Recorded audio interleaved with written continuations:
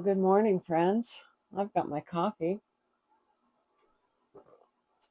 and I've got my notebook, and I've got one of those thoughts that just showed up before I was fully awake this morning and refused to leave. You know how that is? Well, this morning I found myself thinking about the decisions that I've wrestled with over the years. Not because I didn't know what to do, but because I didn't trust what I already knew. If you're anything like me, you've probably held a committee meeting in your head over a decision. You gathered the evidence, you prayed about it, you made a list, you made another list because the first list didn't seem official enough, and then you asked friends and read articles and watched videos, oh, and prayed again, and somehow ended up more confused than when you started. I have done that so many more times than I care to admit. So today, I'm going to talk to you about some things that I've learned the long way around. You may already know the answer, but the real question is, why don't you trust it? Hi, I'm Janine Thompson, and this is Just Saying Wisdom, and this is where we gather up the lessons that life taught us, whether we signed up for them or not. So grab your coffee, settle in, and let's have a talk about it. There's a voice you keep talking over. It's not a loud voice. It's not the voice of social media, and it's not the voice of the news. It's not even the voice of your well-meaning friend who has an opinion about absolutely everything. I'm talking about a quiet voice. I'm talking about the one that shows up before the overthinking begins. The one that whispers and the answers before it starts writing its own commentary. And most of us think that the problem is that we don't know what to do. But what if that's not true? What if the problem isn't that you don't know the answer? What if the problem is that you don't trust the answer? I've noticed something through the years. When I look back at some of the biggest decisions in my life, the answers usually arrived early and the confusion arrived later. Maybe you've experienced that too. You knew when it was time to make the phone call. You knew it was time to start that project. You knew it was time to leave the thing that wasn't working. You knew it was time to forgive. You knew it was time to move forward. Yeah, the knowing came first. Then fear showed up. Oh boy, fear showed up carrying a 3-ring binder full of objections.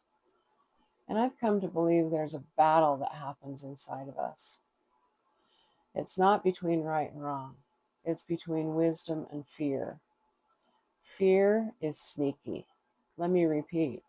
Fear is sneaky. It rarely tells us we're making the wrong decision.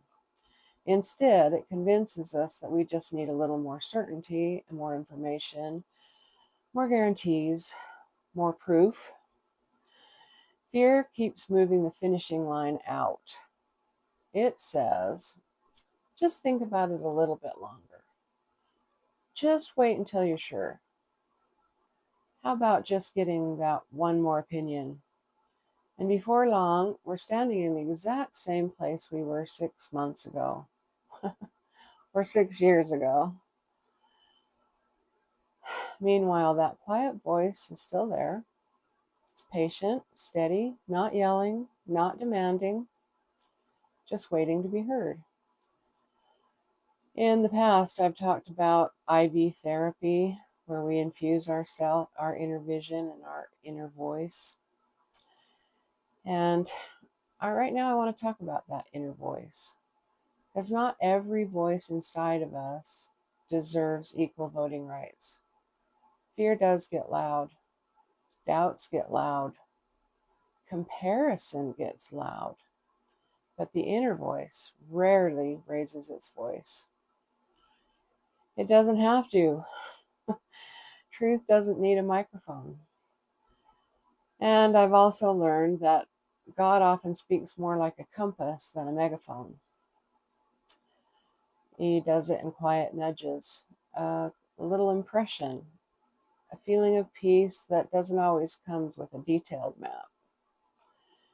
That's why I love Proverbs 3, 5, and 6. Trust in the Lord with all thine heart, and lean not to thine own understanding. In all thy ways acknowledge him, and he shall direct thy paths. Well, notice what it doesn't say. It doesn't say you'll understand everything. It doesn't say you'll have all the answers all at once. And it doesn't say you'll receive your plan with the color-coded tabs. Trust me, I've checked. What it does simply trust. Then decision comes. Most of us want direction first, then we trust. But God works in the opposite order. First we have to trust, then we get direction. Simply trust. If age automatically brought certainty, every woman over 60 would walk around with a GPS with perfect reception. And we all know that's not how it works.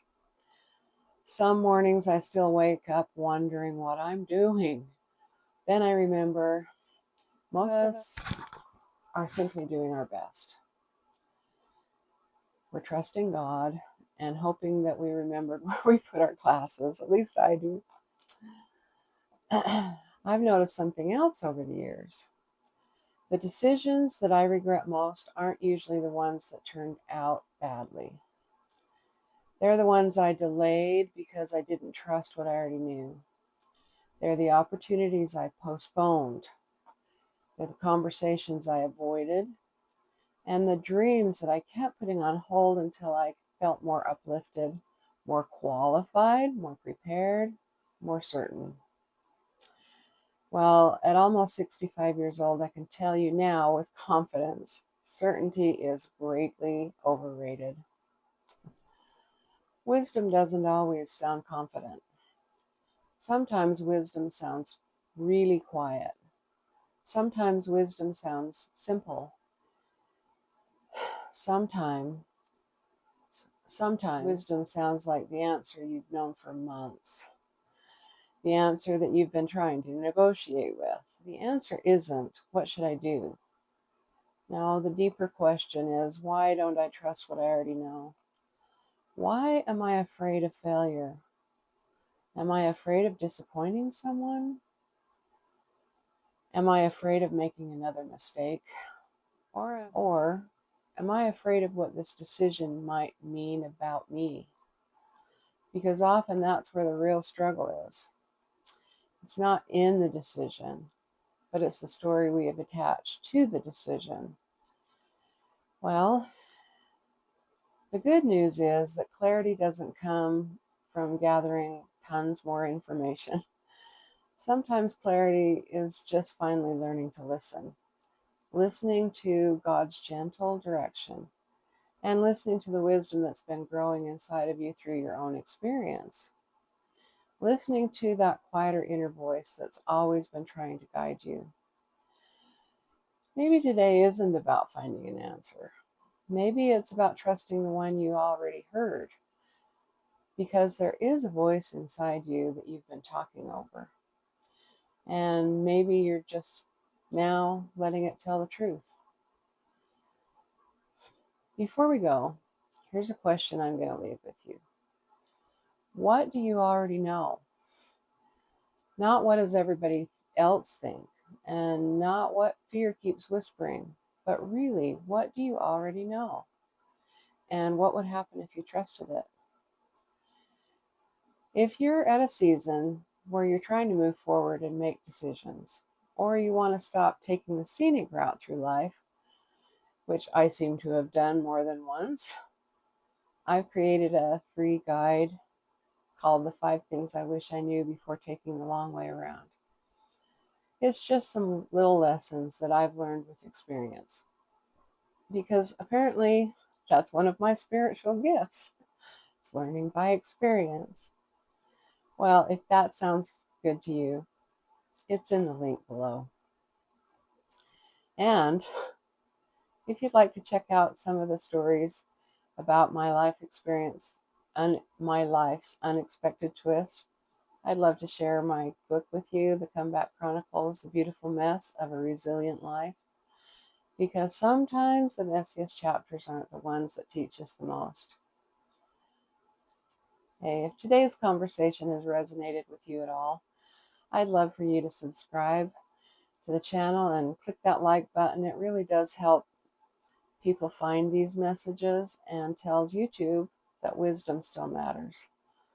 Thanks for spending a few minutes with me today. Until next time, keep gathering that wisdom, keep trusting the process, and remember, your life still holds purpose. Your story still matters, and there may be more treasure in it than you realize.